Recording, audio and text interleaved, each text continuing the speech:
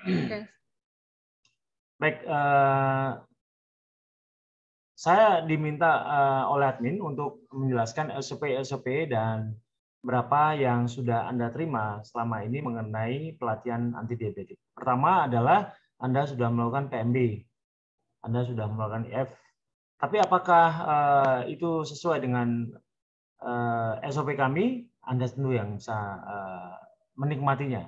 Yang kedua, Anda juga akan menerima pelatihan pernafasan yang nanti akan berawal di tanggal 7 bulan depan, bulan Agustus. Nah, ini adalah masa-masa persiapan di mana saya diwajibkan untuk menjelaskan apa dan bagaimana tentang latihan pernafasan versi Zoom. Di mana ada perbedaannya, bahwa selama ini Anda hanya mendengar pesan suara saya saja dalam bentuk WA Group, tapi kali ini saya juga akan memberikan bimbingan untuk pendalaman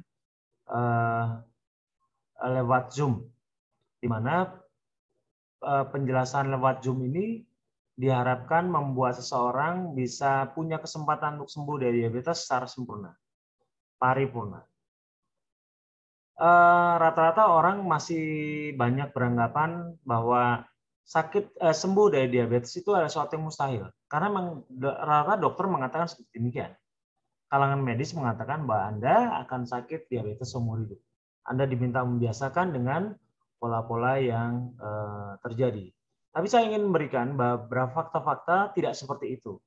Dalam pola naturopatik yang saya tekuni, ternyata tidak selalu apa yang mereka katakan itu harus diikuti. Saya akan memberikan fakta-fakta yang mudah-mudahan ini membuka wawasan mengapa diabetes itu bisa sembuhkan. Ya. Hari ini pagi ini ada 50 orang, mudah-mudahan dari sekitar berapa Bu Yuli? Ada 180-an. Undangan 180-an, tapi yang terkumpul cuma 50, Pak. 50 ya, oh, enggak apa-apa. Baik.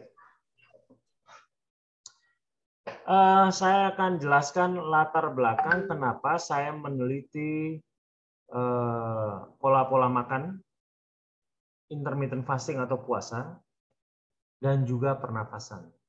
Kenapa ketiganya bisa mampu untuk memperbaiki, merecovery tubuh kita yang selama ini dianggap tidak bisa sembuhkan. Kalau menurut saya, tidak ada penyakit yang tidak bisa sembuhkan. Yang ada adalah ketidakterbukaan pikiran dan wawasan. Artinya semua sakit bisa sembuhkan. Saya akan berikan beberapa fakta yang mudah-mudahan akan membuat Anda makin terbuka dengan pola-pola yang diberikan oleh Medical Operate Indonesia. Bu Yuli, mohon berikan saya share screen ya, Bu ya. Baik, Pak. Ya, sudah, Pak.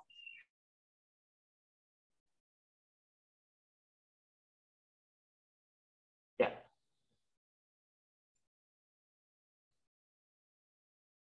Saya akan berikan salah satu jurnal yang saya yakin Anda sudah melihat semua. Ya. Ini jurnal dari NCBI, dari Perpustakaan Nasional Amerika Serikat, dari Institut Kesehatan Nasional dan Kedokteran di Amerika. Jurnal ini sangat bergengsi dan sangat mendunia, karena di sana kumpulan para ilmuwan seluruh dunia memberikan laporan-laporan penelitian mereka dan kemudian dihimpun dalam suatu kelompok jurnal yang besar sekali, kelompok ilmuwan yang besar sekali, yang kemudian laporan-laporannya bisa diberikan kepada masyarakat secara bebas. Ini bisa diunduh di NCBI. Anda bisa lihat linknya, NCBI and NIF Government. Artinya ini di bawah pemerintah Amerika Serikat. Apa yang saya ingin sampaikan? Bahwa saya dalam mengajarkan atau menyampaikan pengetahuan-pengetahuan yang saya dapatkan tidak berdasarkan dari intuisi atau berdasarkan dari apa yang menurut saya bagus saja, tapi juga berlatar pada keilmuan atau wawasan ataupun temuan dari para ahli atau ilmuwan yang menyatakan pendapat-pendapat yang sama dan kemudian saya tuangkan dalam bentuk pelatihan-pelatihan. Jadi walaupun saya naturopatik, saya juga mengerti kaidah-kaidah keilmuan yang memang nampaknya memang harus dibuktikan kepada setiap pengikut-pengikut dari pengetahuan ini. Di sini kita pengetahuan anti diabetes itu datang dari artikel ini. Artikel ini adalah artikel yang paling awal dan dibuat secara teratur dan sistematis agar Anda bisa mengerti bahwa awalnya manusia tidak pernah mengenal diabetes. Diabetes baru dikenal sekitar kurun waktu 100 tahun terakhir ini. 100 tahun sebelumnya tidak pernah dikenal orang berpenyakit diabetes. Nah, lalu apa sih yang ingin saya sampaikan? Ini berdasarkan dari laporan dari seorang yang bernama Di Nicolantonio. Di Nicolantonio itu membuat satu penelitian yang dia dapatkan dari kalangan suku Inuit di Alaska. Alaska itu ada di daerah Kutub Utara. Sebenarnya wilayah dari Rusia, tapi kemudian dibeli oleh Amerika pada tahun 1800-an, 1700-1800. Karena dianggap daerah itu tidak produktif. Kemudian dijual ke Amerika dan menjadi negara bagian baru dari Amerika. Negara bagiannya adalah Alaska. Tapi penduduk sana adalah suku yang aneh karena mereka datangnya dari Asia. Kita menyebutnya dengan orang Eskimo. Orang Eskimo, dan salah satu di antara suku-suku Eskimo itu adalah suku Inuit. Apa yang menarik, apabila Anda melihat judul dari narasi di sini, artikel ini adalah peningkatan asupan karbohidrat olahan dan gula dikaitkan dengan munculnya penyakit jantung koroner. Loh, kok kayaknya nggak ada hubungannya ya antara diabetes, antara karbohidrat, antara gula sama penyakit jantung koroner. Ya, di sini saya ingin menjelaskan kepada semuanya bahwa ternyata semua penyakit-penyakit degeneratif selalu dimulai dari peningkatan asupan karbohidrat. Apabila Bapak Ibu yang masuk dalam kelompok Zoom ini, maka kenapa selalu bingung dengan penyakit-penyakit degeneratif yang biasa mengikuti diabetes? Ada penyakit hipertensi, penyakit jantung, kemudian penyakit ginjal, kemudian penyakit liver, kemudian disfungsi ereksi, kemudian masalah yang berhubungan dengan neuropati, di mana salah satu tubuh atau banyak anggota tubuh atau organ-organ tubuh tidak berfungsi. Contoh neuropati adalah misalnya glukoma. Penyakit jantung adalah bagian dari neuropati. Terus kemudian kaki yang mulai panas atau mungkin terasa kebas dan sebagainya dari neuropati. Itu berawal mula dari asupan karbohidrat yang tidak terkontrol. Dan kita tidak menganggap itu suatu yang menakutkan. Kenapa? Karena karbohidrat itu menyenangkan. Makan gula itu menyenangkan. Gula itu adalah racun lambat.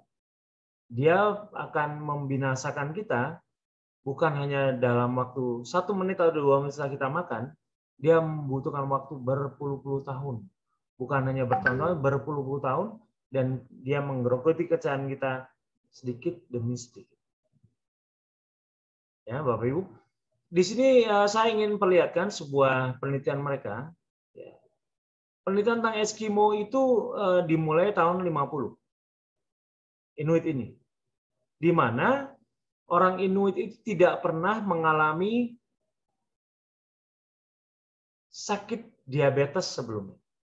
Dari apabila Bapak Ibu lihat, pada tahun 1950, Bapak Ibu bisa lihat ya. Nih, pada 1995 hanya 5 diagnosis diabetes yang dibuat dari 8 rumah sakit yang melayani Alaskan Inuit. 5 rumah sakit bahkan belum pernah melihat diabetes mellitus di antara orang Eskimo. Mereka tidak pernah diabetes. Ya.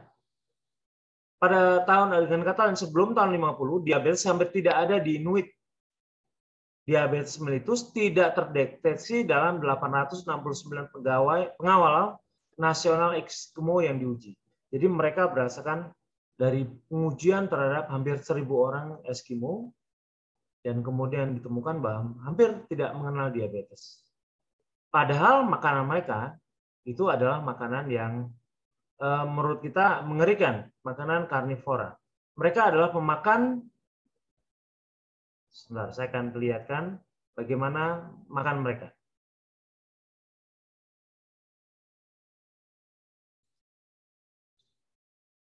Ini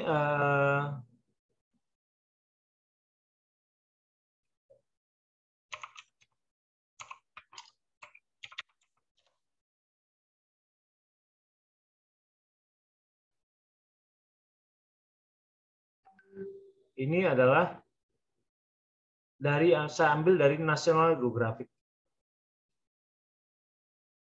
Ini adalah makanan mereka.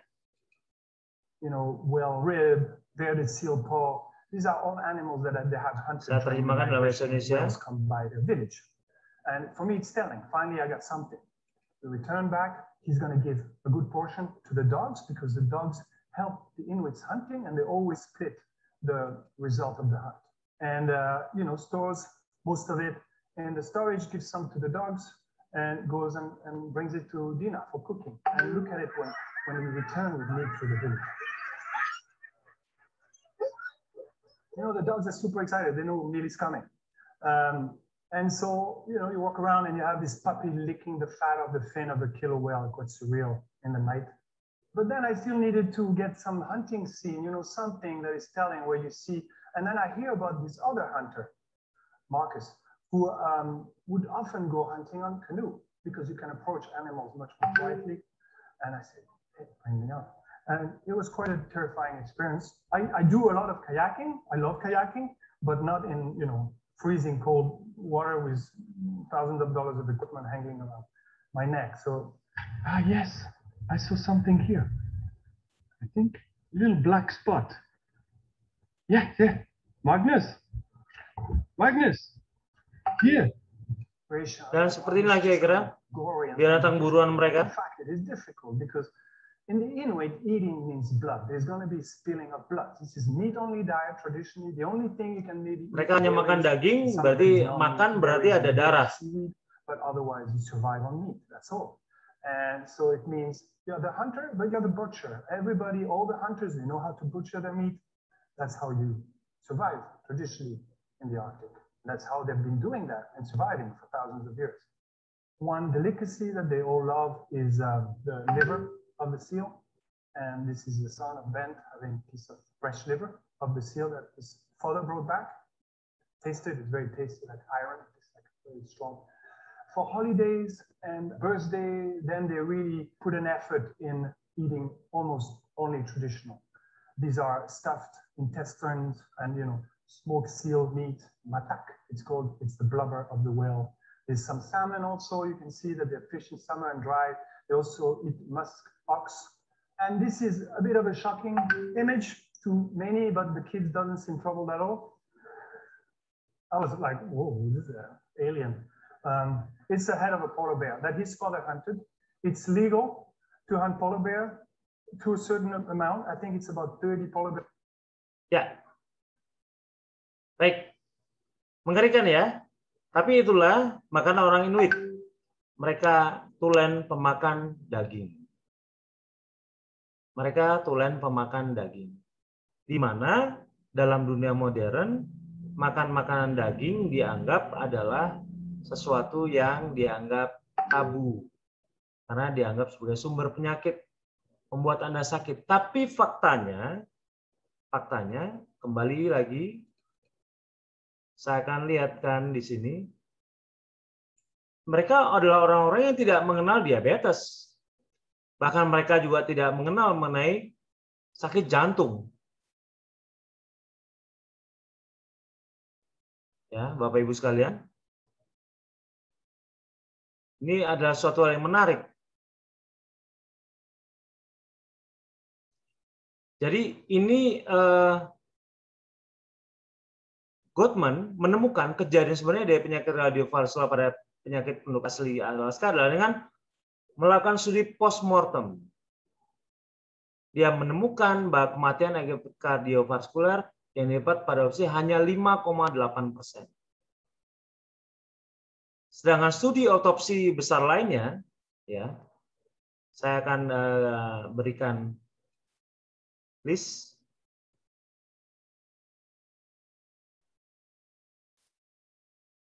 Nah, ini Anda bisa lihat dan baca, ya. Dia menemukan bahwa penyakit kematian akibat kardiovaskular yang dapat 5%. Studi autopsi besar lainnya yang dia lakukan sama periode tahun yang sama, tahun 55 sampai 59 di Amerika Serikat menemukan bahwa 30,6% dari semua kematian disebabkan oleh bukti morfologis dari bencana aterosklerotik. Mengeri aterosklerotik, kolesterol di jantung, aorta, dan otak. Tapi tidak ditemukan di suku Inuit. Dengan kata lain, suku ini tampaknya memiliki tingkat kematian kardiovaskular 5 kali lipat lebih rendah. Jangan terjebak dengan kata 5 kali lipatnya. Di sini 5 kali lipat lebih rendah dibandingkan orang-orang yang menganggap dirinya lebih sehat. Orang Amerika itu. Ternyata di Alaska jauh lebih sehat. Walaupun makanannya tadi seperti ini mengerikan. Ya, mereka makan semua daging-dagingan, diasap, dibakar, bahkan kadang mentah-mentah. Ya, Bapak Ibu sekalian. Tapi mereka punya penyakit yang lebih rendah. Apakah itu akan berlaku sama untuk kita apabila kita melakukan hal yang sama? Tentu saja. Tentu saja. Ini adalah studi ilmiah. Orang apabila dikembalikan ke budaya makan karnivora ini ternyata memberi metabolisme kita beradaptasi sedemikian rupa dan memberikan hasil yang sama, yaitu diabetes yang rendah, penyakit jantung yang rendah. Sudah dilihat ya, Bapak Ibu sekalian? Jadi berdasarkan tindakan-tindakan pelatihan ini berdasarkan atas jurnal ini. Jadi ini bukan suatu yang jatuh dari langit, kemudian muncul depan Anda, kemudian Anda jadi sehat karena sesuatu yang tidak bisa dijelaskan. Ini bisa dijelaskan semua, ya Bapak Ibu sekalian. Jadi apa yang Anda makan adalah sesuatu yang sebenarnya diadaptasi dari pola makan hidup orang Inuit itu. Dimana mungkin kalau Anda kata Inuit, hewan-hewan makanan di sana adalah hewan-hewan yang rata-rata hewan air, dari anjing laut, singa laut, kemudian paus, atau kadang beruang kutub, kemudian serigala, itu mereka makan apa adanya. Tapi kalau kita mungkin kita olah, tetapi secara umum esensinya sama. Kita menjadi pemakan protein tulen. Itulah yang ingin kita ambil manfaatnya dari keadaan. Nah, ini yang pertama yang saya jelaskan mengenai pola makan baru. Pola makan baru di mana Anda diminta untuk menjadi pemakan protein tulen. Tidak memakan karbohidrat karena kenapa? Ternyata di suku Inuit tidak ditemukan orang yang sakit diabetes dalam kurun waktu 7 dekade lalu. Ya. Nah, lalu saya memberikan materi IF. IF itu apa sih? Apakah ada sebenarnya materinya? Anda bisa lihat. Puasa, sebenarnya puasa kalau dalam aslinya adalah puasa intermittent. Ya.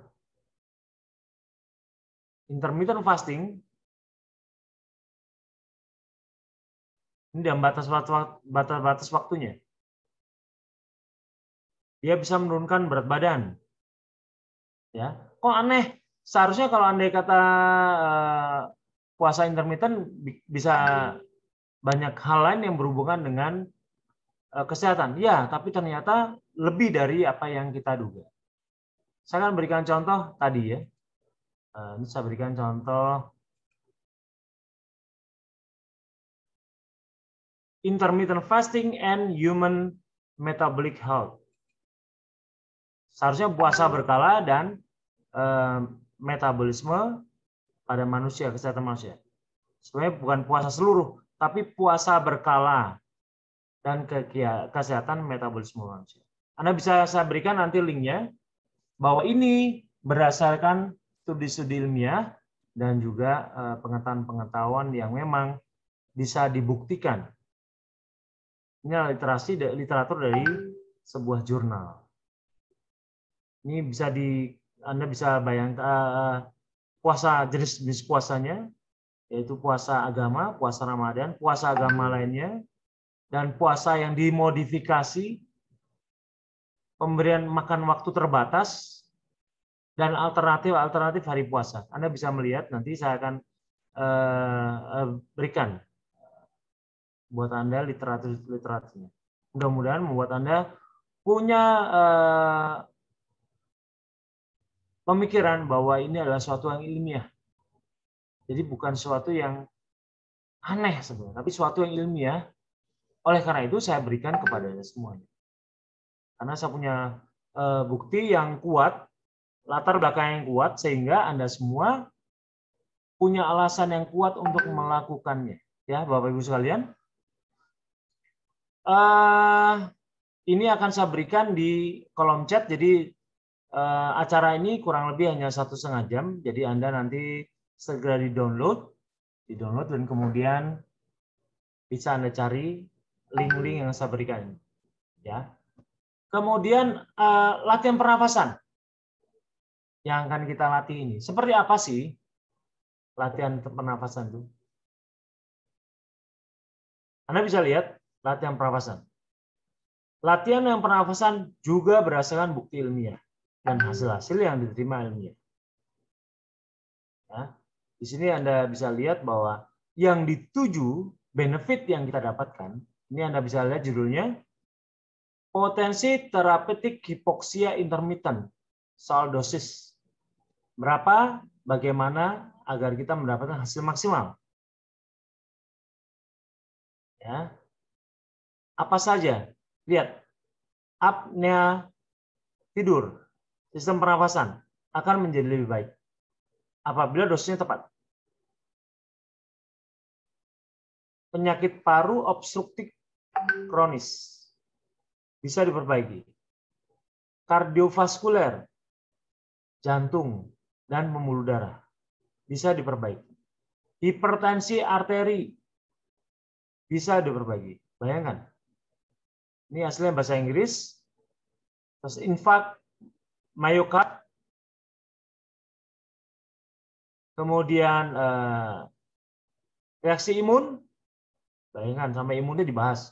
Hanya latihan pernafasan. Respon metabolik terhadap intermittent hipoksia. Sistem saraf, tulang, dan sebagainya. Artinya Anda melakukan pernafasan ini, Anda akan mendapatkan banyak sekali benefit, mendapatkan banyak keuntungan. Kira-kira demikian, Bapak Ibu sekalian.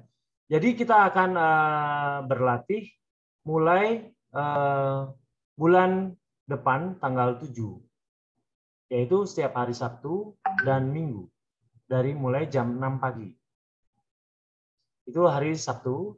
Sedangkan hari Minggu, itu akan diberikan jam 7 serta jam 4 sore. Apa saja yang diberikan? Pendalaman otomatis. Itu pendalaman. Apakah Anda bisa mendapatkan pelatihan-pelatihan di tempat lain? Ya, tapi dengan biaya. Waduh, mahal dong. Ya, saya akan berikan contoh apabila Anda belajar di sebuah pelatihan di misalnya di Indonesia ya, saya ambil saja kayak Buteyko.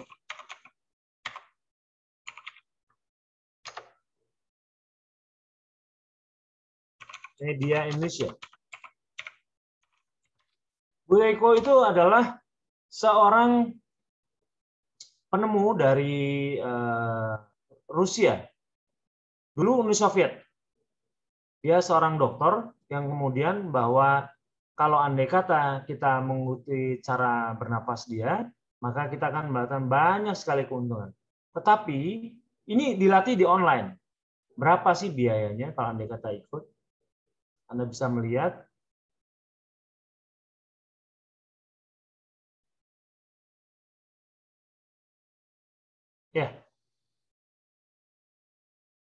Itu di aplikasi ya, Advanced Buteyko Institute dikenakan biaya $275 atau sama dengan 3,8 juta.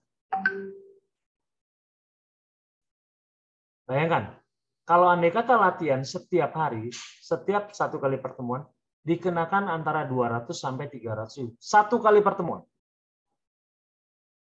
Bayangkan, apakah saya ingin meminta biaya? Tidak, sama sekali. Sama, ini adalah donasi untuk komunitas ini. Tujuannya agar kita bisa latihan bersama-sama dan menyelenggarakan pelatihan dengan Zoom. Tidak ada biaya sampai seperti ini, gila-gilaan.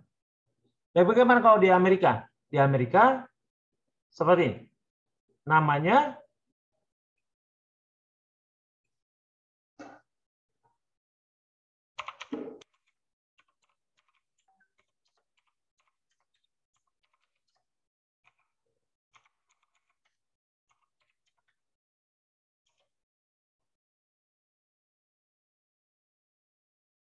saya akan berikan contoh. Saya akan ambil seperti ini, ya Bapak Ibu sekalian. Ini ada sebuah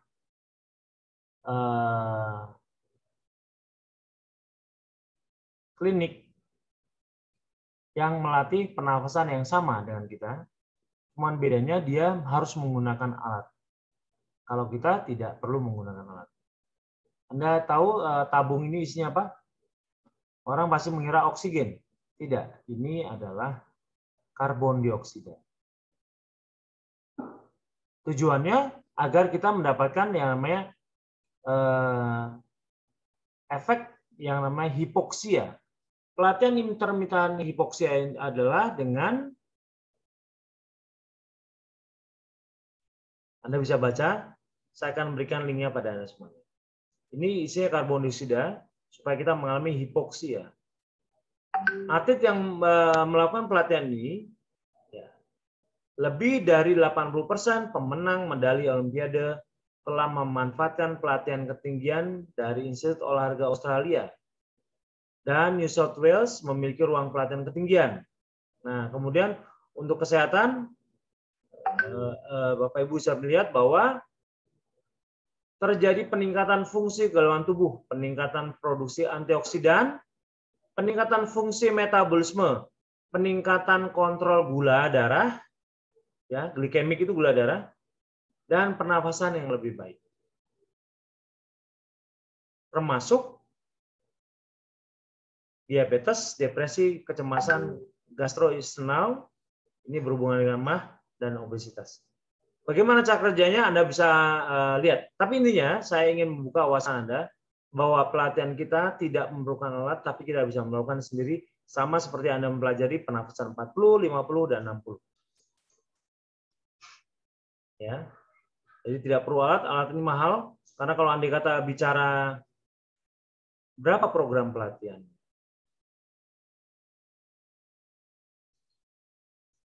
Anda bisa lihat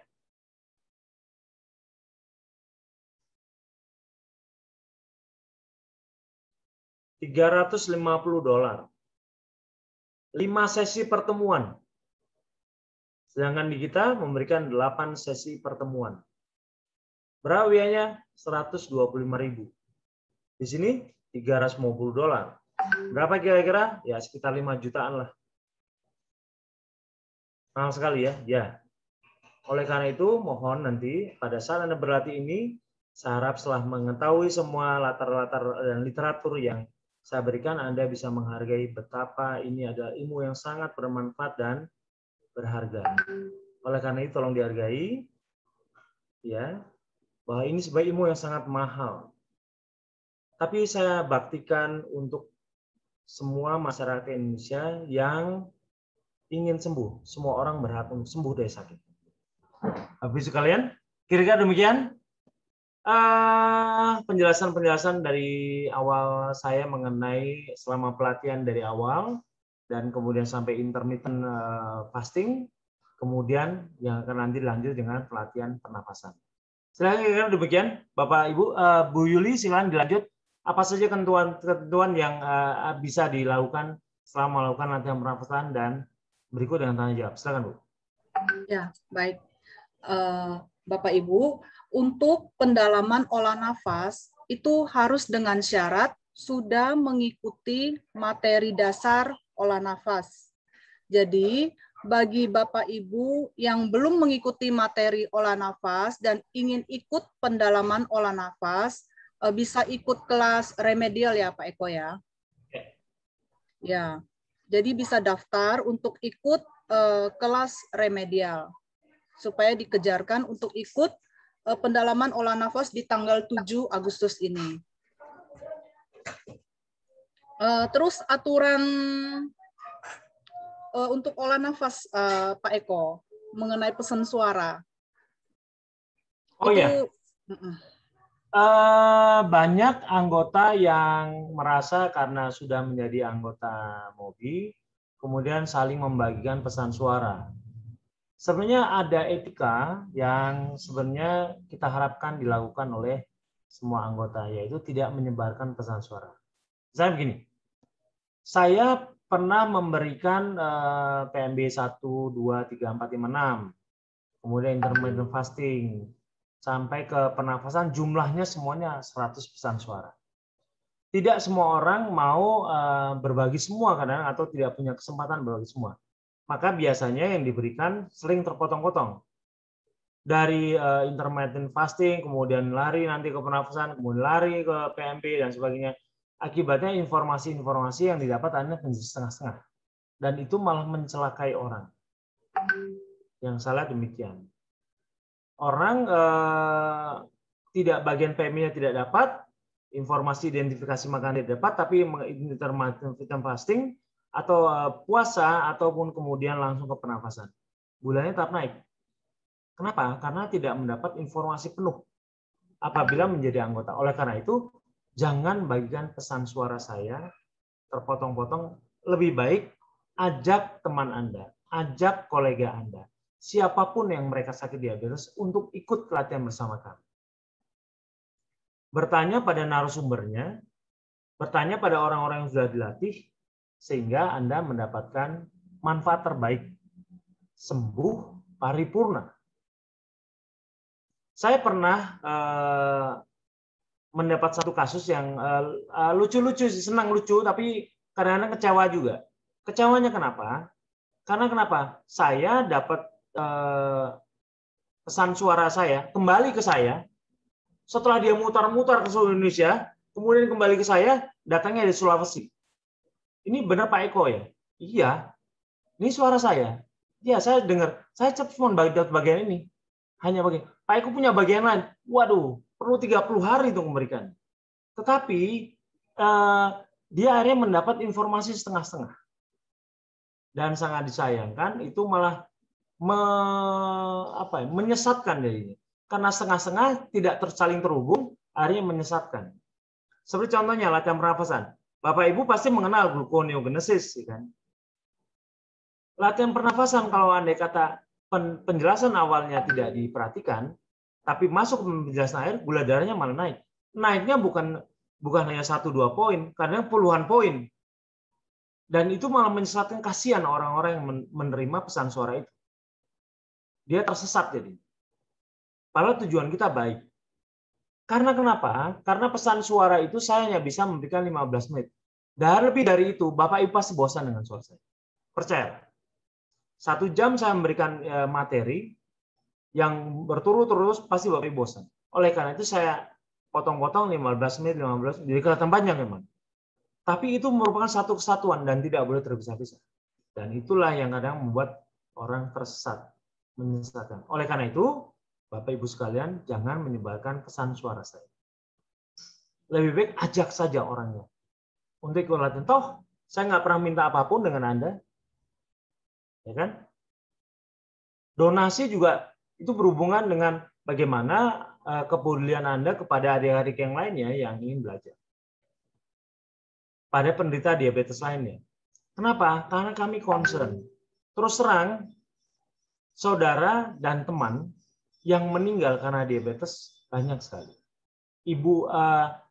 Bude saya, itu saya punya Pak D itu artinya abang dari ibu saya. Itu meninggal istrinya satu, yang pertama meninggal muda, usia 36 tahun. Diabetes. Kemudian pada saat menikah lagi, dapat istri yang kedua, meninggal juga dengan diabetes. Dan yang ketiga, beliau sendiri yang meninggal karena diabetes. Bayangkan, satu keluarga diabetes semua. Yang waktu itu terlihat dari giginya yang tiba-tiba lepas sendiri. Dalam keadaan baik, tiba-tiba rontok saja. Begitu. Menyedihkan. Teman yang dulu waktu mengajak saya bekerja, ayo kok kamu kerja sama-sama saya ke mana? Dia mengajak saya dan akhirnya masuk. Kemudian kami masing-masing punya hidup masing-masing selama berapa puluh tahun. Saya dengar dia langsung punya penyakit diabetes, yang badannya agak besar, agak gempal. Dan kemudian saya dengar kakinya pertama kali diamputasi di tungkainya. Terus kemudian di lututnya, dan kemudian berakhir meninggal. Anda bisa bayangkan betapa prihatinnya saya. Teman yang dulu banyak menolong waktu awal-awal saya mulai merantau di Pontianak. Saya terpaksa harus kehilangan. Jadi ini membuat saya concern setelah saya sakit jantung dan kemudian saya menemukan banyak literasi mengenai bagaimana hidup sehat dan bagaimana mengatur pola makan.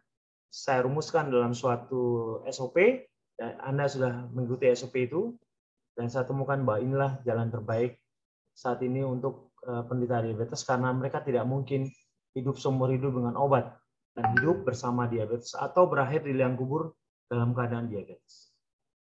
Saya tidak ingin Anda harus hidup sehat bersama keluarga, bersama anak, bersama cucu dengan panjang usia, dan bersama-sama menemani mereka. Saya pikir itu keinginan saya, Bapak, ya. Saya concern sekali.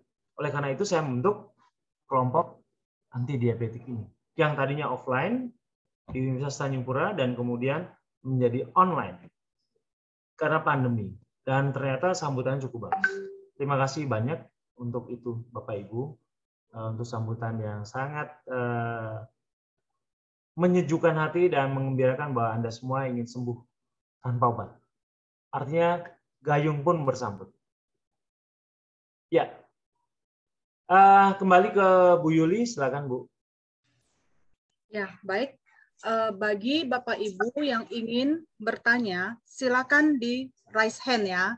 Di sebelah bawah ada gambar emoticon senyum, diklik sekali, itu akan keluar tanda jempol, ada raise hand, diklik aja raise hand-nya. Itu nanti admin akan tahu ada pertanyaan dari Bapak Ibu. Benar, Pak Sonson sudah benar. Ya, silakan ya. Yang lainnya ingin bertanya, silakan. Kita mulai dari Pak Sonson dulu ya, Pak Eko ya. Ya, silakan di unmute, Pak. Baik, silakan Bapak. Assalamualaikum warahmatullahi wabarakatuh. Selamat pagi, Pak Eko. Bisa langsung bertanya langsung nih ke Pak Eko. Iya, Pak. Pertanyaannya banyak juga saya, Pak. Ini kebanyakan kan emang saya melangkum dari keluhan teman-teman juga. Yang ke satu, Pak, yang masalah pesan suara itu, Pak. Itu yang tadi Pak Eko sampaikan, itu persepsi saya itu adalah komunitas yang di luar, Pak. Kalau misalnya di sesama anggota bagaimana? Dan kadang-kadang mungkin karena ada lihat scroll log-nya atau apa, mungkinnya ada suatu kendala, apakah boleh ke sesama anggota kita saling share? Itu ke satu, Pak. Kemudian yang kedua, itu ada beberapa teman juga yang sudah melaksanakan OLNAF, Pak. Tapi kebanyakan itu bukannya turun, tapi malah naik. Itu kenapa? Mungkin ini untuk tambah meyakinkan ke mereka bahwa emang untuk pendalaman OLNAF itu salah satu supporting buat menurunkan gula darahnya. Kalau yang saya lakukan itu alhamdulillah sih, Pak. Kalau saya langsung betulnya sekitar 30 poin. Jadi saya yakin saya langsung ikut ke sana. Bolehkah bertanya yang di luar OLNAF-nya, Pak? Boleh, Pak. Nah, kemudian pertanyaan selanjutnya, ada beberapa teman juga yang melakukan pengecekan untuk gula darah puasa itu kok sama dengan gula darah GDS-nya, Pak. Dia nggak ada perubahan, katakan dari awalnya 85, kemudian setelah makan, kemudian 2 jam puasa lagi, itu sama. Kemudian, bisakah di-share oleh admin testimoni dari orang-orang yang sudah berhasil di dalam pendalaman olah nafas ini? Ini mungkin untuk lebih meyakinkan mereka bahwa ini banyak ada beberapa contoh kasus yang katakanlah sudah berhasil. Kadang-kadang kan masih banyak yang belum yakin penuh gitu, Pak. Kemudian yang ininya kan yang untuk iurannya, Pak. Iuran ada yang beberapa teman itu sudah jelas-jelas Ibu Yuli men-share bahwa itu harus ke rekeningnya Ibu Yuli. Kebetulan beberapa teman ada yang malah yang men-share-nya langsung ke Pak Eko. Bagaimana penyelesaiannya, apa itu tetap harus sudah dianggap ikut pelatihan pendalaman ini atau bagaimana penyelesaiannya. Kemudian pertanyaan yang ininya, setelah mereka menjalankan itu, kapan sih harus meninggalkan obat? Mungkin itu, Pak, pertanyaannya. Terima kasih. Wassalamualaikum warahmatullahi wabarakatuh. Baik, Pak Sonson, terima kasih atas pertanyaannya. Kenapa sih anggota tidak boleh malah saling men-share?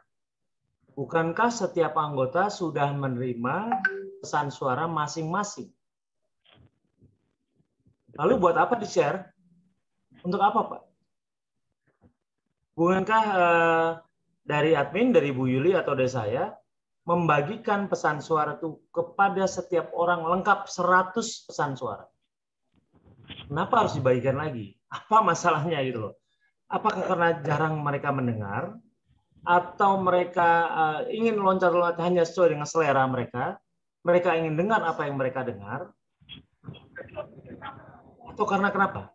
Karena kenapa? Biasanya, menurut saya, Pak, saling memberikan informasi yang sama kepada orang yang sebenarnya sudah tahu, itu tindakan yang sia-sia menurut saya. Lebih baik kita menyarankan kepada teman untuk, Ibu, dengarkan hari kesekian penjelasan mengenai sekian. Apa? Maka akan lebih jelas. Dia akan mendengar langsung suara saya dibandingkan hanya harus men-share. Betul. Nah, itu sebetulnya sudah saya kemukakan, Kak, pada anggota bahwa saya arahkan coba dengarkan lagi pesan suara dari Pak Eko secara runut. Dalam artian, tapi ada beberapa kan yang misalnya, kan ini keperluannya saya seperti ini, gitu kan. Tetapi diarahkan tuh ada yang katakanlah kalau orang sudah tema kekeh, Pak, tolong di-share. Kan itu kan nggak apa-apa sama kita, gitu loh ya. Dalam artian, kenapa saya kemukakan di sini supaya ada kejelasan. Semua di anggota sekarang mendengar. Jadi itu bukannya persepsi saya pribadi, tetapi emang ini adalah kode etik yang dituangkan oleh mentor dan admin. Itu, Pak. Terima kasih. Ya, Pak Sonson, sekali lagi bahwa saya ingin pertegas Bapak Ibu sekalian bahwa sebenarnya Bapak Ibu sudah menerima fasilitas untuk mendengarkan masing-masing secara lengkap dan tegas. Apa yang harus didengarkan, apa yang harus Anda ikuti. Jadi tidak boleh saling memberikan pesan suara. Karena kenapa? Biasanya kita ini kan punya perasaan gatel, Pak. Merasa kita euforia dengan sesuatu yang kita sudah ketahui dan bisa. Biasanya kita akan membagikan ke orang lain. Pasti. Biasanya begitu. Karena kenapa? Kita sudah ngurusin ribuan orang. Biasanya begitu. Biasanya saya akan kasih ke teman saya. Saya akan kasih ke om saya, ke adik saya, ke tante saya, dan sebagainya. Ke keponakan saya yang punya masalah yang sama.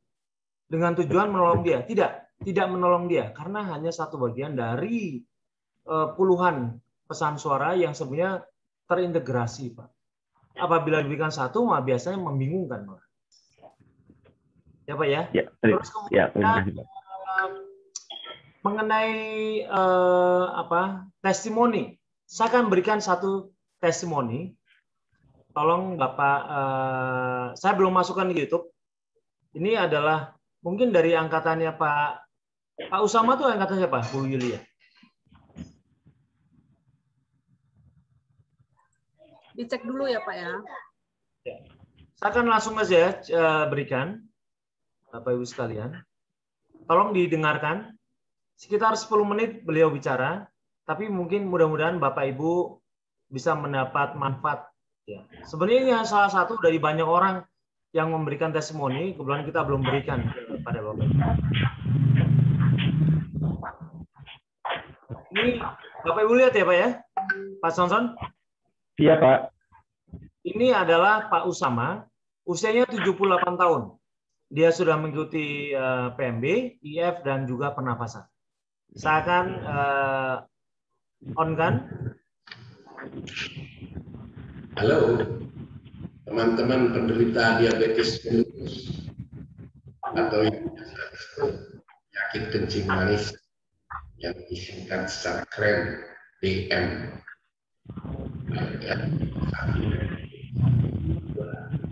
Yang ada di seantero Indonesia pada umumnya, terutama bagi mereka yang di antara anggota keluarganya ada yang mengidap diabetes. Ikutilah pengalaman saya ini. Pengalaman bagaimana saya bisa berhasil menurunkan gula darah saya dari 420.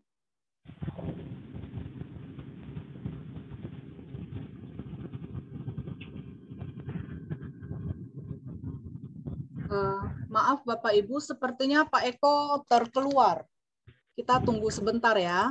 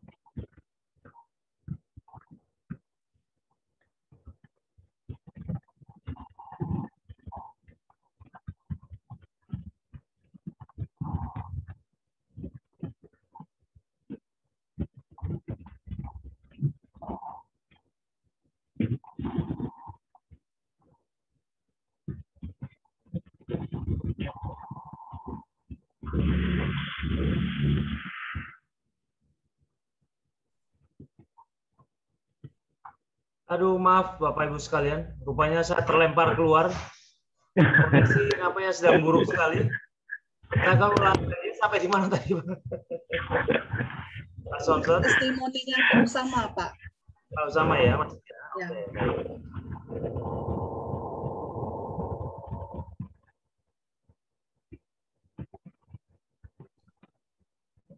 Ya. Ada gangguan kesehatan umumnya saja seperti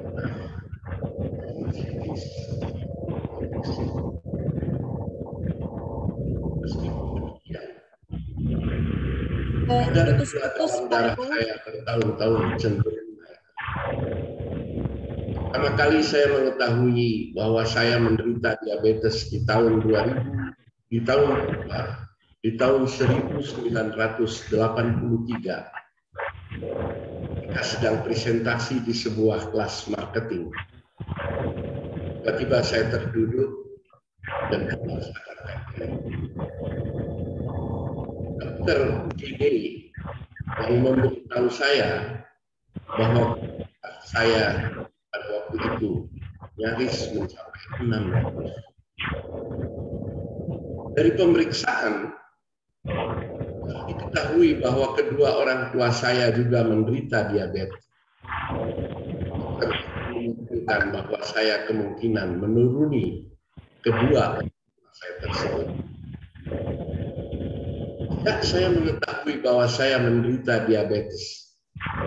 Di akhir Mei tahun 2021, almarhum ayah dan teman-teman yang selama ini bersama saya, dokter-dokter, kepada siapa saya berobat, yang menghibur saya dengan mengatakan bahwa saya harus membiasakan diri dengan penyakit ini. Karena diabetes tidak ada kata mereka.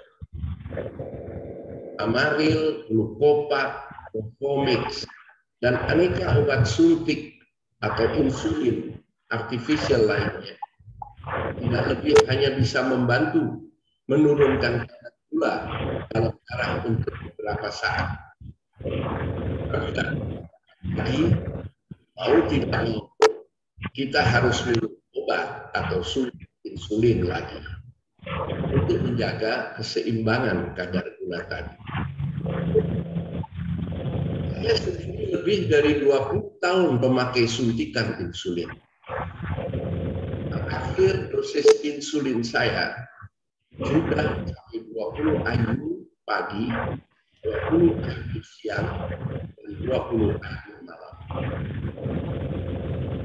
Terima kasih kepada media sosial yang tidak disangka-sangka telah mempertemukan saya dengan suatu pernyataan yang mengejutkan. Kawan yang kebetulan rektor universitas di mana saya bekerja share sebuah pesan dari komunitas anti diabetes tanpa obat, tanpa namun, dan tanpa alat. Pesan WhatsApp inilah yang menjadikan saya sangat tertarik. Resmi terdaftar sebagai peserta pada kelompok ke-44 guna mengikuti program anti diabetes tersebut. Yang kemarin tanggal 5 Juni 2021 kami mempelajari pola makan berat atau PR. Puasa selama 16 jam dari pukul 8 malam hingga 12 siang keesokan harinya, atau yang biasa disebut intermittent fasting. Dan terakhir mengikuti latihan olah pernafasan atau olah napas. Semua latihan tersebut disampaikan melalui pesan suara sehingga kita bisa memilih waktu yang sesuai untuk kita. Baru 2 minggu saya mencoba menerapkan secara persis sebagaimana yang diajarkan oleh mentor Eko Yudo Tamtomo dari Miracle of Breath Indonesia. Gula darah puasa saya turun dari 424 menjadi 124. Dan insulin yang tadinya sudah mencapai dosis 20 IU pagi, 20 IU siang, dan 20 IU malam itu secara berangsur-angsur saya turunkan dan berhasil saya kurangi dan saya lepaskan sama sekali sampai sekarang. Bahkan yang lebih dramatis lagi, baru saja pada hari pertama saya mengikuti olah napas pada pagi hari, gula darah setelah latihan 30 menitan kurang lebih bisa turun sampai 82. Seumur hidup saya, baru sekali ini kadar gula di bawah 100 tanpa mengalami hipoglikemia atau rasa mau mati karena gula darah ngedrop sesekali sebagaimana biasanya yang saya alami. Saya mulai merasa segar karena turunnya kadar gula sampai 82 bukan karena insulin atau obat, tapi karena keyakinan saya pada apa yang diajarkan oleh mentor Bapak Eko Yudo Tamtomo, bahwa Allah telah menciptakan diri kita ini sedemikian sempurna, sehingga tubuh kita ini sesungguhnya bisa mengobati dirinya sendiri tanpa obat maupun tanpa ramuan. Apa yang kami pelajari di komunitas MOBI atau Miracle of Breath Indonesia tersebut benar-benar seluruhnya ilmiah. Cukup berat memang untuk diikuti, apalagi oleh penderita diabetes yang sudah setua saya. Karena syaitan pun hampir setiap hari datang menggoda untuk curi-curi makan pantangan, yaitu 1001 macam kenikmatan yang selama ini saya nikmati, 1000 macam kegemaran yang selama ini saya gemari, maupun kesukaan dan kebiasaan.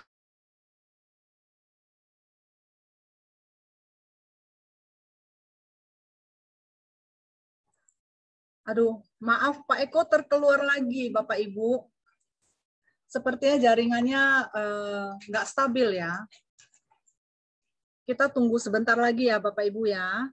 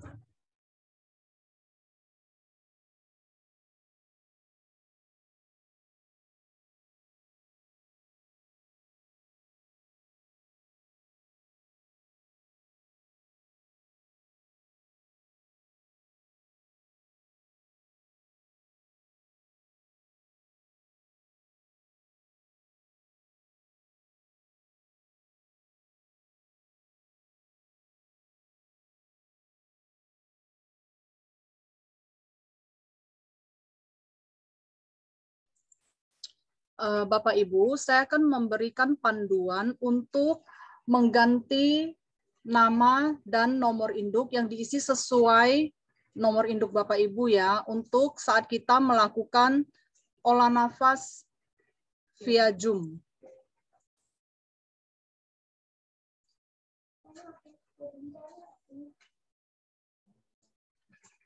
Kantau lho, Ma. Kamen kantau, Ma. Selamat malam Bapak dan Ibu. Saya akan mencoba membuat video agar bisa membantu Bapak Ibu masuk ke Zoom setiap saatnya. Ke Zoom, kemudian kita ke setting di bagian bawah kanan. Kemudian ke informasi basic kita, display name. Nah, yang diubah adalah di bagian ini, di kolom paling akhir ini. Tuliskan nomor induk sesuai pada saat mendaftar yang diberikan oleh admin. Misalnya 1907 C3, nama sesuai saat mendaftar. Oke. Terus Pastikan sudah tertulis sesuai pada saat mendaftar awalnya, kemudian di-save. Oke. Jadi, tampilan nama yang akan muncul pada esok hari adalah seperti ini. Sesuai dengan nomor induk dan nama. Oke, sekian. Terima kasih. Semoga membantu. Share ada.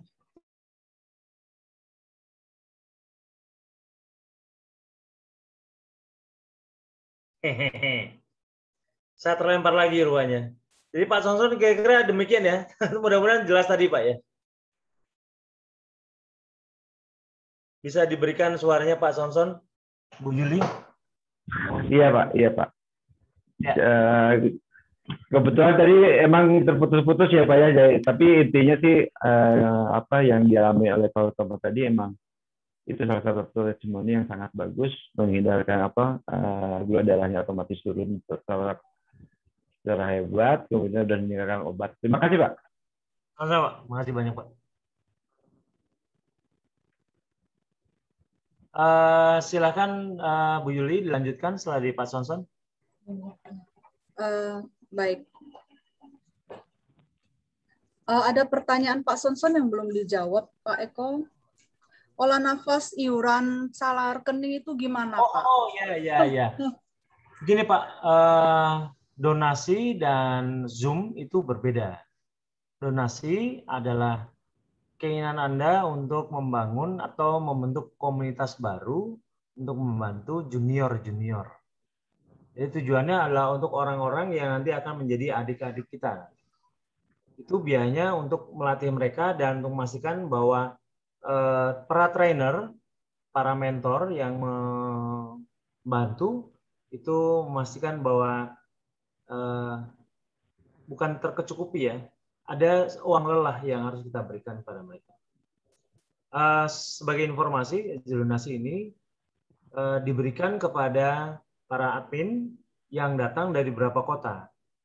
Ada dari Pontianak, ada dari Serang, ada dari Bekasi, ada dari Kudus, dan ada dari Cimanggis, daerah Cibubur.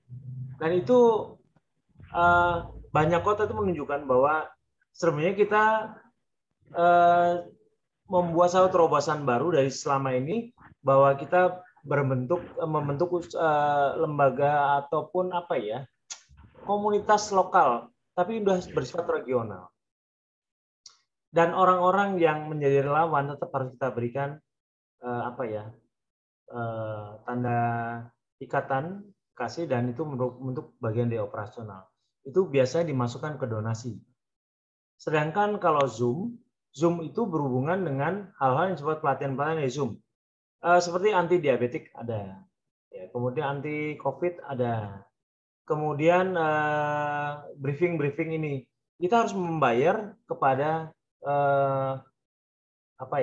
otoritas yang punya Zoom, karena kita hanya menggunakan fasilitasnya, kita menyewa, dan itu harus kita bayarkan juga mereka. Nah, kemudian kepada orang-orang yang menyediakan waktu menyelenggarakan Zoom ini, yang mau terus terang untuk Zoom ini Pak, itu dari mulai jam 6 pagi, terus kemudian tadi jam 10 kita baru mulai, jam 6 pagi kita sudah mulai untuk pelatihan anti diabetes Pak, pernafasan, yang akan kita berikan juga untuk Bapak. Jam 10 sampai jam 12 untuk briefing, nanti jam 4 sampai jam setengah 7 kita memberikan pelatihan lagi olah nafas. Kemudian di hari Senin sampai Jumat itu anti COVID dari jam 7 pagi sampai jam 10, dan jam 4 sore sampai jam setengah 7, biasanya begitu. Setiap hari. Jadi kami hampir tanpa istirahat. Tim komunitas kami berupaya untuk menyampaikan kabar gembira bagaimana cara sembuh dari COVID dan diabetes hampir setiap hari. Dan itulah iuran Zoom dikenakan untuk operasional Zoom dan aktivitas Zoom. Jadi donasi adalah kerelaan Bapak Ibu untuk membantu sesama yang diabetes. Sedangkan Zoom adalah biaya operasional yang muncul memang karena memang setiap bulan kita ada tagihan Zoom yang harus kita bayar. Jadi itu hanya iuran. Ya, gitu Pak Sonson. Di suaranya diperdengarkan Pak Sonson. Bu Yuli. Dibuka mic-nya Pak Sonson.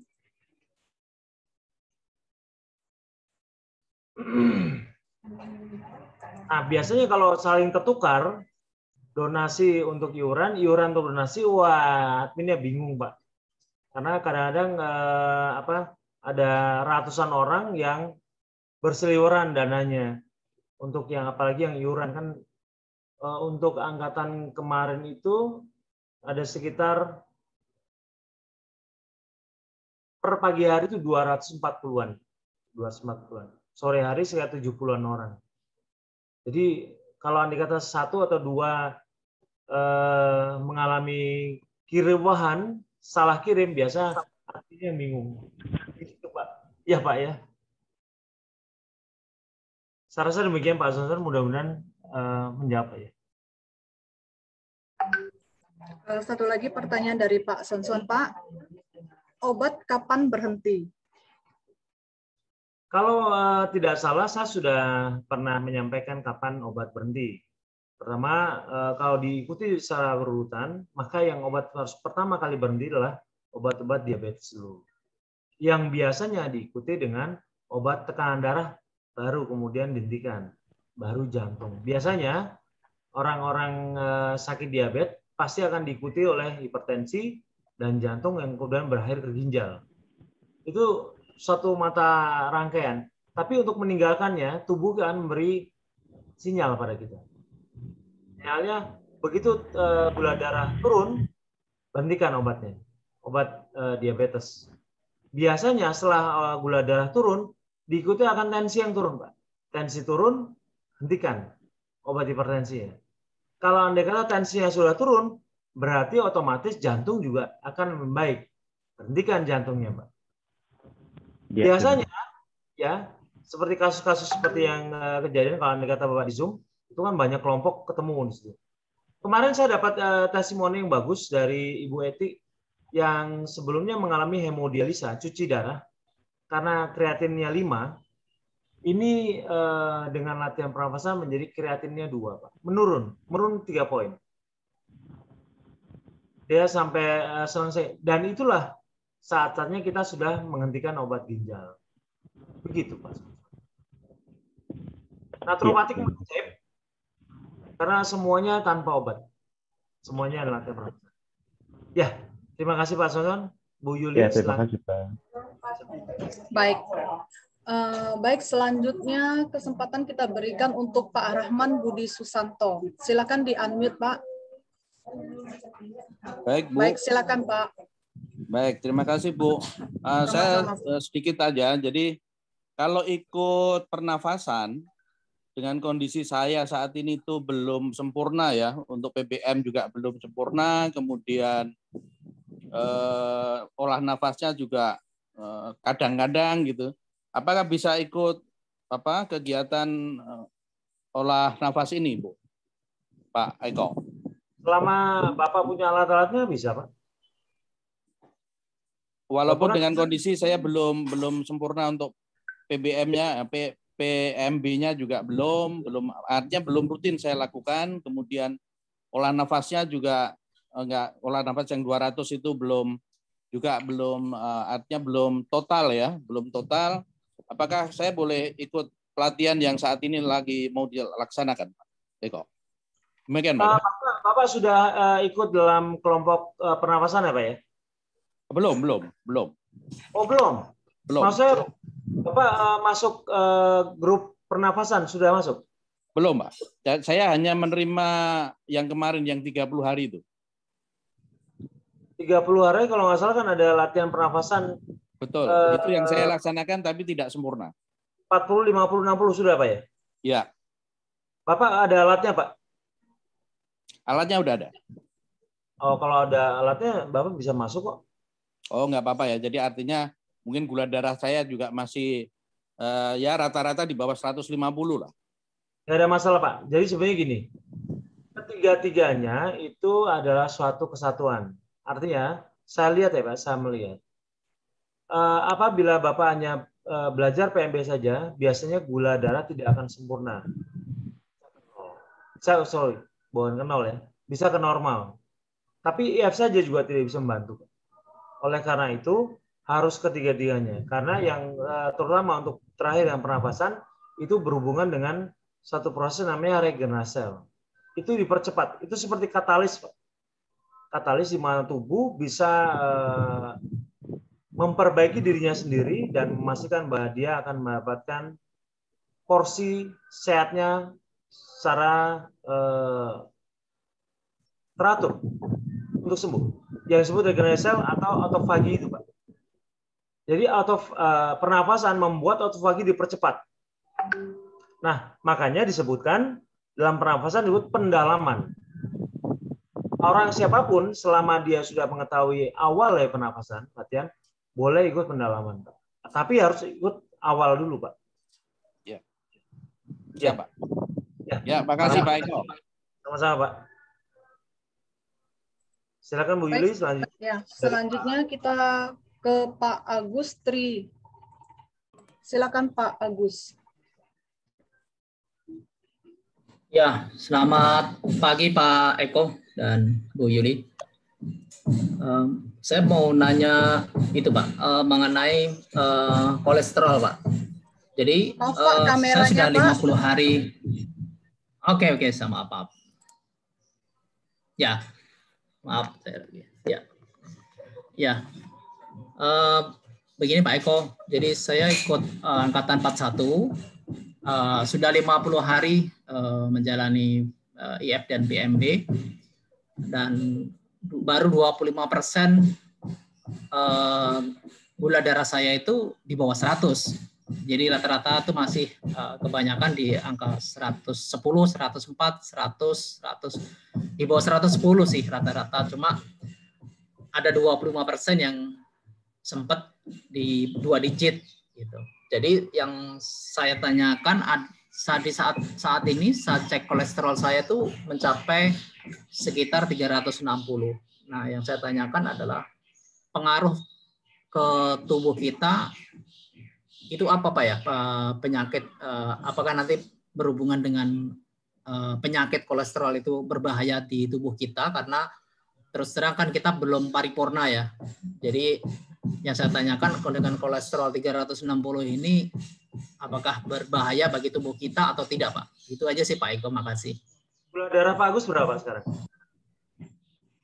Saat ini tadi pagi saya 111 Pak. 11 Pak ya. Puasa. Gitu. Ya, tapi sih ya itu 25% sih sempat di bawah 100. Jadi 98, 94, tapi GDS saya selalu di bawah GDP sih Pak. Ya Pak. Baik, saya akan jelaskan sekali lagi. Ini adalah satu jurnal yang tadi saya ulang tentang peningkatan asupan karbohidrat olahan dan gula dikaitkan dengan munculnya penyakit jantung koroner. Jantung koroner artinya sumbatan pada jantung yang diakibatkan karena kolesterol Pak ya. Ya, di Bu Yuli suaranya Bu.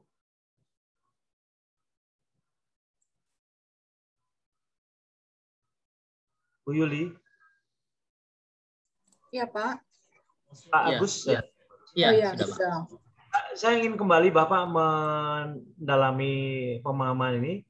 Peningkatan asupan karbohidrat olahan dan gula dikaitkan dengan munculnya penyakit jantung koroner.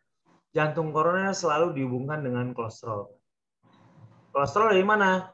Kolesterol datangnya dari makanan hewani. Tapi masalahnya orang Inuit kok nggak pernah punya masalah kolesterol. Ternyata hubungannya dengan gula mereka yang rendah. Artinya kolesterol boleh mencapai angka 300-400 sebenarnya, asal dengan catatan gula darah mereka rendah. Berapa gula darah rendah? 70 Pak. Oh ya. Di sini saya akan jelaskan lagi ya.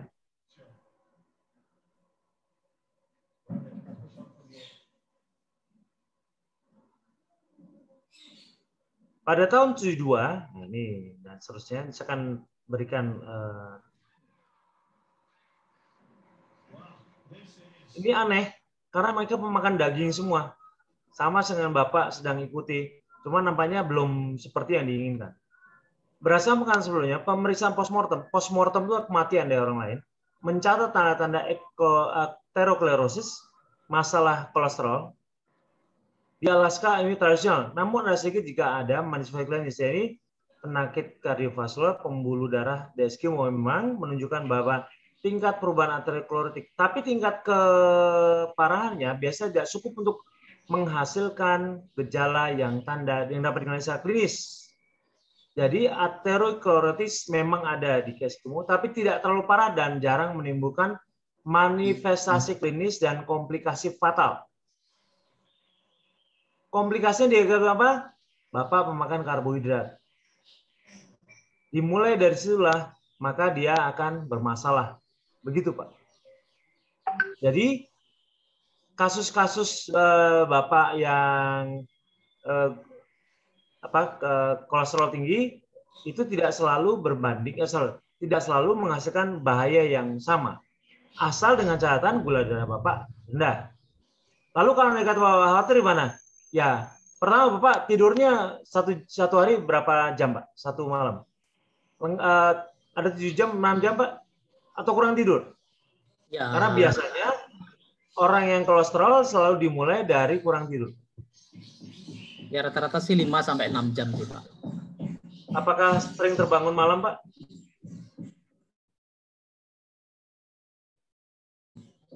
Jarang. Ada pernah, Pak? Jarang. Biasanya saya ya. Coba Bapak perbanyak tidur, Pak. Perbanyak tidur 6-7 jam. Paling tidak kalau sama tidur siang 8 jam satu hari Bapak bisa untuk menurunkan kolesterol. Dan cobalah minum simvastatin dulu untuk sementara ini. Karena sudah di atas 300, di atas rekomendasi saya.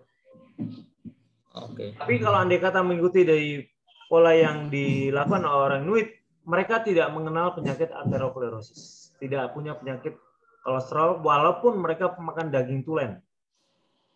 Mereka dan kita sama-sama metabolisnya sama. Tuh sama-sama manusianya dan mereka aslinya 3000 tahun lalu datang dari Asia. Dan berbeda dengan kayak burung finch yang di Pulau Galapagos, di mana burung-burung finch itu berbeda-beda tiap pulau, tiap daerah karena terjadi evolusi. Manusia sampai sekarang berevolusi tapi secara umum bersama-sama.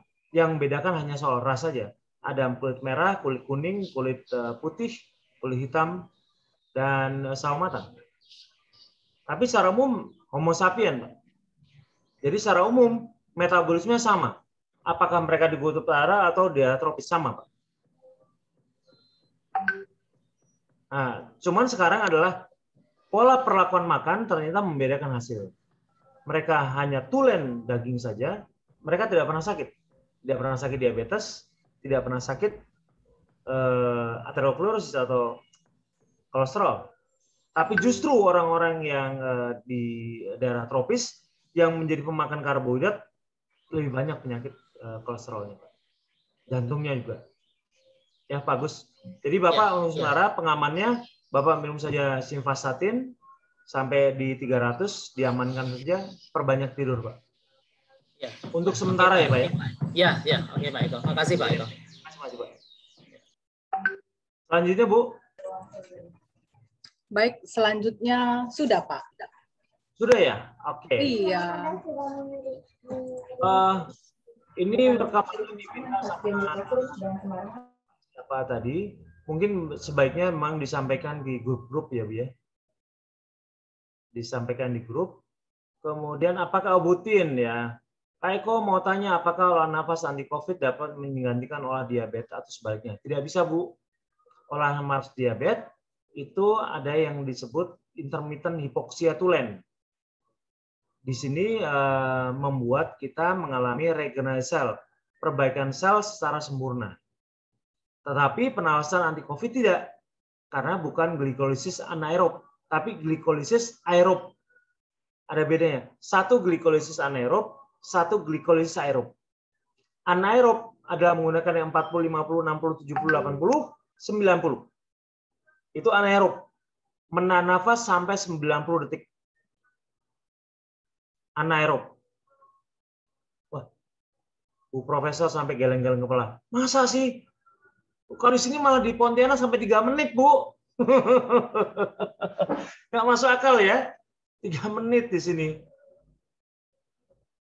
Makanya enaknya offline adalah saya bisa melihat langsung. Oh, ini sampai 3 menit bisa kelihatan. Saya kadang-kadang melihat fenomena di mana SP2 pada alat ini, Bu.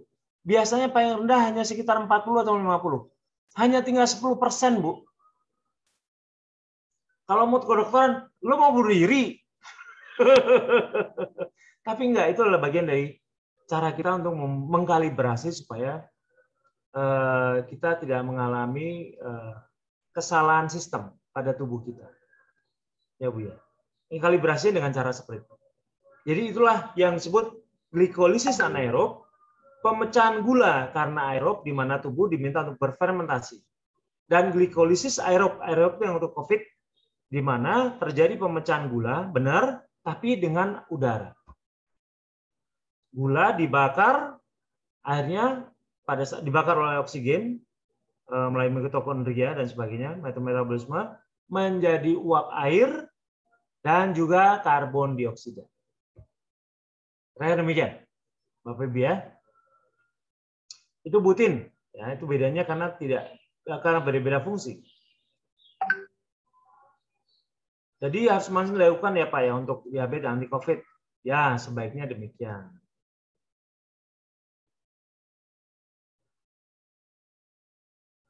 Bu Risna Damayanti, saat kolesterol tinggi, kalau malam kerap kali saya kesemutan dan kadang kram. Padahal diabetes sudah normal. Ini hari ke Ibu akan kolesterol itu bukan kolesterol tinggi, itu adalah neuropatik. Neuropatik. Apa itu neuropatik?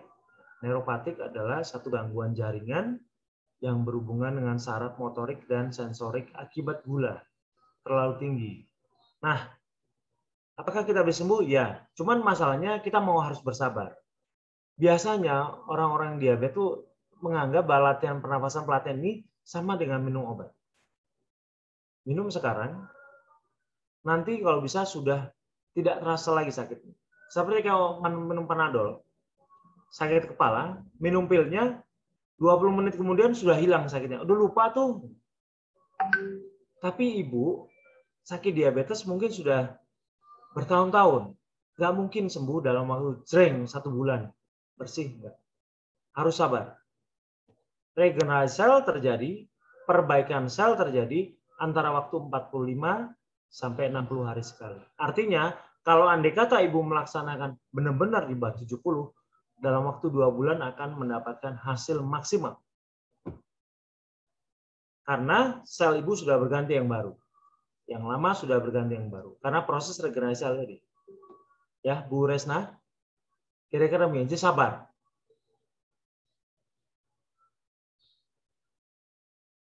Pak, bagaimana kalau kolesterol sudah tinggi serta gula darah hipertensi sudah baik? Ya kalau andai kata Ibu pasti tidurnya cukup, Bu. Kolesterol disebabkan karena 2. 1, kurang tidur. Yang kedua, dikarenakan kita mengalami hipotiroid. Hipotiroid membuat pengendali di hati kita, membuat kolesterol menjadi kacau. Akibatnya kolesterol meningkat. Jadi pastikan dulu Ibu tidurnya cukup, Pak. Kalau tidurnya cukup, berarti nggak baik. Nggak ada masalah. Ya, kalau kolesterol tinggi terus, ya Bu. Untuk dibantu, sementara ini bisa menggunakan obat yang beredar di pasaran. Bu Dewi Amperawati, ulangi lagi Mbak Yuli yang barusan dikasih contoh lewat HP. Ya nanti lewat pesan suara saja ya, disampaikan di sana.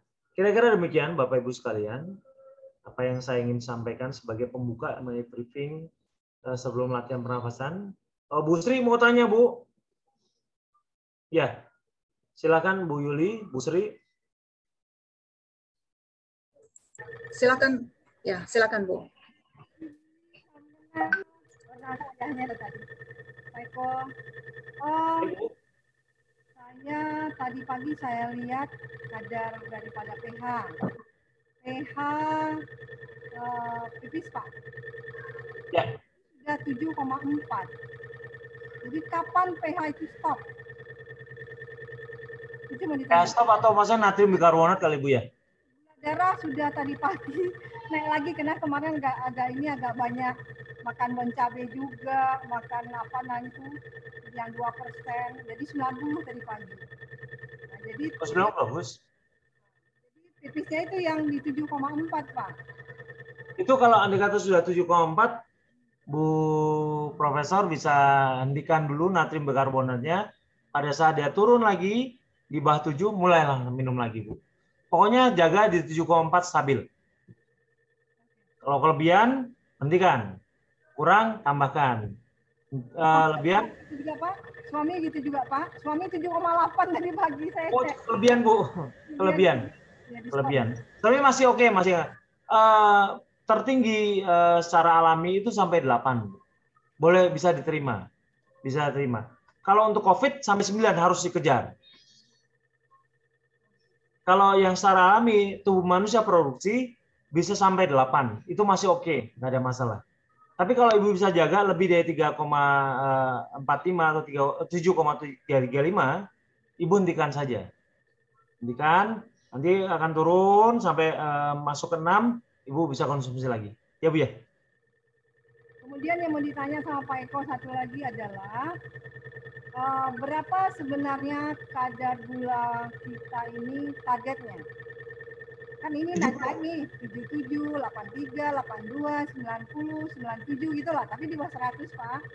Sehingga kami bisa mengontrol makanan apa saja yang harus diawaskan, seperti mungkin bon cabai itu menimbulkan naiknya gula, atau justru santan, atau justru yang lain-lain. Ya, yang terbaik itu pada dasarnya adalah 70. 70 itu membuat semua sistem tubuh kita akan berusaha mengoverhaul. Overhaul itu apa ya ibaratnya ya? Kalau dalam mesin itu bongkar semuanya ya Bu ya, diperbaiki seluruhnya. Tapi pada saat gula darah 70 dimulainya. Kalau andai kata 70 sampai 100 ya di overhaul, cuman sambil lalu. Sambil lalu gitu. Kalau andai kata sampai di bawah 70, overall yang terjadi pada semua lini di semua organ kita. Nah, ibu harus dipastikan bisa menjaga di posisi. Kalau hanya 70 sampai 90, overall jangan terjadi juga, cuman dia lebih lambat. Ya, Bu Prof. Terima kasih banyak, Bu Prof. Terima kasih banyak. Kemudian Bu Kaliksa, Pak Eko, apakah ONAF itu harus rutin? Saya masih kacau, kadang naik, malah kadang naik. Ya, makanya perlu pendalaman. Seperti gini, Bu. Olah nafas itu hampir sama seperti kita bernafas.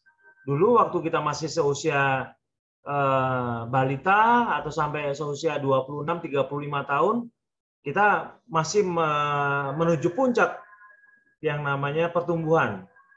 Menuju punya pertumbuhan dan kita selalu prima.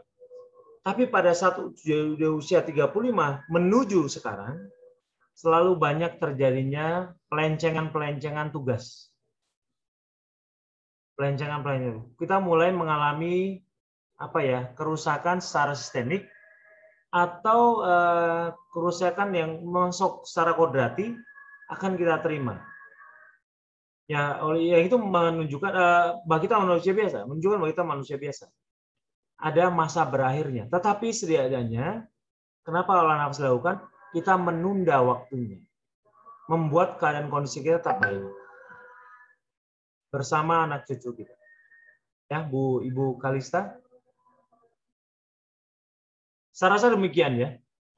Bu Yuli, tidak lagi pertanyaan? Sudah selesai, Pak. Sudah selesai, Bapak Ibu sekalian. Terima kasih atas perhatian Bapak Ibu sekalian. Apa yang saya sampaikan tadi hanya merupakan Bu Profesor, pengen tanya lagi? Silakan.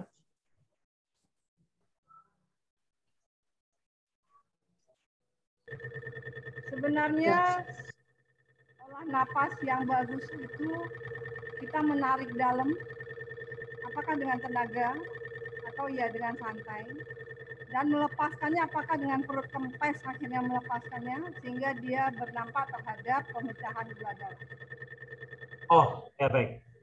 Sebenarnya pada saat terjadinya pernapasan, apakah dia dengan penuh tenaga atau tidak, akan terjadi namanya glikolisis anaerob. Karena prosesnya akan terjadi, Bu. Di mana apabila, ini secara ilmiahnya, Bu ya, apabila kita membuang nafas habis, kemudian tahan, sel tubuh kita yang biasanya terpenuhi gulanya, terpenuhi oksigennya, akan mencari-cari di mana oksigen yang selama ini saya terima, kok nggak ada. Nah, akibatnya dia akan berubah sifat menjadi sel yang tadinya aerob menjadi anaerob. Dia akan berfermentasi, Bu. Dia akan berusaha mencerna gula, tapi tanpa oksigen. Itulah glikolisis anaerob. Dia akan memecah sumber-sumber tenaga tanpa oksigen, tapi dengan cara merubah karakter dia. Namanya adalah proses fermentasi itu ya. Ibu sudah tahu kan, seperti jamur atau organisme lain seperti bakteri juga melakukan fermentasi. Nah, sel manusia tiba-tiba punya sifat seperti itu, yang selama ini tidak pernah kita ketahui. Nah, gula akan berkurang, tetapi kenapa kadang-kadang orang mengalami kegagalan? Karena pada saat melakukannya, dia stres. Stres karena menahan nafas. Mulailah gluconeogenesis. Gulanya dia bisa bakar, tapi stresnya juga akan menaikkan gulanya, Bu. Lucu ya? Itulah tubuh kita bekerja begitu. Jadi bukan karena tidak berhasil. Pembakarnya berhasil, Bu. Tapi karena stres naik dari produksi hati. Jadi gula yang lain yang muncul gitu loh, Bu. Ya. Baik, Bu Prof. Berarti nggak usah aja lagi diperiksa gula darah setelah olah napas. Soal nafas dan dengan stres. Apa? Pasti turun. Biasanya turunnya sedikit, 1 apa 2, tapi naik kadang-kadang pernah, naik 5, naik 3, gitu. Setelah olah napas. Ya, jadi dalam diri kita itu, pada saat latihan pernafasan itu pasti turun kok, pasti turun. Cuman yang membuat kita terlihat di glukometer naik karena bukan dari gula yang ada dalam darah kita, gula yang datang dari hati. Tiba-tiba dia masuk, wush, dimasukkan oleh tubuh. Jadi yang satu mengurangi, yang satu menaikkan gitu loh, Bu. Dan memang itu kelemahan saya selama ini, Pak, karena berhadapan dengan berbagai macam stres, sehingga kadang-kadang memudahkan untuk stres. Itu paling kelemahan saya selama ini. Iya, iya. Makanya di sini kita akan lebih mengenal diri kita sendiri. Ya, Bu ya. Ternyata tubuh kita unik sekali dan aneh sifatnya. Dia diatur oleh sebuah keteraturan sistem dalam tubuh kita yang kalau andai kata kita nggak pahami, kita menyalahkan diri kita, kenapa sih nggak bisa sembuh-sembuh? Apa yang salah dengan tubuh saya ini? Tapi kalau sudah mengerti jalan kerjanya seperti itu, jadi kita sudah paham, oh ya, maunya tubuh kita demikian. Ya, Bu ya. Kalau saya lihat oksi, Pak, oksi itu 99, atasnya di bawahnya saya sampai sempat 51, 52. Waktu olah. Oh, nggak ada masalah. Keren. Keren, Bu. 55, 53, gitu. Mereka berarti bagus. Kamu begitu diperiksakan ke darah, mungkin kena stres kali. Biasanya dari jarak kita di rumah, setelah dicek bagus semuanya, begitu menuju ke lab, kan ada stres, Bu. Deg-degan, segala macam, naik langsung. Biasanya begitu. Jangan kan gula, tekan darah aja naik langsung, Bu. Tensi betul. Tensi mula-mula 90, turun lagi 29 langsung. Iya. Banyak psikologi. Ya, Bu ya? Terima kasih, Pak Eko. Terima sama-sama, Bu. Baik, Bapak Ibu sekalian, tadi penjelasan saya mudah-mudahan berkenan dan menambah wawasan bahwa semua yang diberikan selalu berlatar belakang keilmuan yang jelas, literasi yang jelas, jurnal yang jelas. Jadi bukan sesuatu yang jatuh dari langit seperti wangsit. Bukan. Tapi adalah sebuah ini pengetahuan. Ya Bapak Ibu sekalian. Pak Sudiarto, apa gula darah 70 bisa dikejar dengan buka di jam 20 tanpa buka jam 12? Bisa Pak. Saya sering dapat gula darah 50 normal itu, dan saya nggak lemes karena tenaga saya dari keton. Saya sering melakukan yang namanya intermittent fasting, itu 24 jam. Jadi bukan yang namanya intermittent fasting 16. Kalau 16 jam saya jadi jam 8 malam sampai jam 12 siang. Tapi saya biasa buka jam 6 sore. Tapi itu sahurnya. Artinya saya makan sekali, kemudian saya lanjutkan sampai 24 jam. Dan alhasil saya kadang-kadang terima gula darah 50. Apa buat saya? Wah, banyak sekali manfaatnya. Ya, pertama, berat badan sudah pasti turun. Yang kedua, saya merasa lebih sehat. Saya tidak mudah sakit. Betul. Memang lapar. Tapi kalau tidak sudah terbiasa nggak lapar kok. Saya sampai sekarang belum makan. Beda dengan puasa rohani ya, yang jangan sampai ada kesombongan rohani. Saya ngapain. Tapi saya ingin menyampaikan ini adalah sebuah puasa kesehatan. Saya makan sore kemarin, dan saya akan makan sore nanti. Apakah minum? Saya coba untuk tidak minum selama 24 jam. Jadi tidak makan dan tidak minum 24 jam. Setiap hari selama 30 hari ini. Apakah ini bagus buat kesehatan Anda? Sangat bagus. Sangat bagus. Saya akan tunjukkan sebelum saya akhiri, Bapak Ibu sekalian, apakah ini punya dasarnya? Ada dong. Ada dasarnya.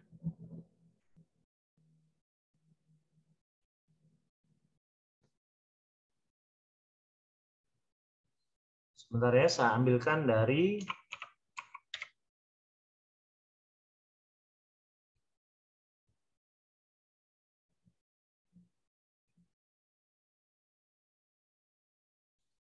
ya. Jadi mudah-mudahan juga menambah wawasan Anda semuanya bahwa yang dilakukan saya lakukan bukan sesuatu yang aneh. Anda lihat Get My New Fasting Benefit Timeline. Ini seorang dokter yang membuat. Ternyata dia membuat puasa 13 sampai 15 jam. Kemudian 17 jam apabila dia ingin mendapatkan autofagi, regenerasi sel. Yang kedua, dia ingin meriset semua tubuhnya. Pola kerja tubuhnya. Dengan puasa 24 jam. Ya. Kemudian fat burner fast 36 jam, 1,5 hari, 1,5 ya 24 jam ya. 1 hari 1 malam atau 1 hari 2 malam ya, 1 hari 2 malam. Kemudian 48 jam untuk membuat kita merasa rileks, nyaman, dia puasa 2 hari. Kayak apa rasanya? Wah, ya kayak gitu rasanya. Tapi kalau sudah terbiasa berpuasa, nggak terlalu menyakitkan. Yang lebih mencengangkan adalah orang yang berpuasa 3 hari 3 malam. 72 jam. Ini secara ilmu pengetahuan diterima. Jadi selama ini kita hanya mengetahui puasa-puasa rohani yang berdasarkan latar belakang agama kita masing-masing. Ya. Tetapi ilmu pengetahuan juga punya. Ya, inilah salah satunya. Ya, oke, Bapak Ibu sekalian, kira-kira demikian yang bisa saya sampaikan. Saya kembalikan semuanya ke Bu Yuli. Terima kasih, Bu. Baik, terima kasih Pak Eko. Terima kasih Bapak Ibu. Mari kita semangat untuk sembuh paripurna. Pasti bisa. Saya akan buka mic-nya. Terima kasih. Sampai jumpa lagi. Sampai ketemu lagi Bapak Ibu sekalian. Semoga Anda sehat. Sampai ketemu tanggal 7 nanti pada saat latihan bersama-sama.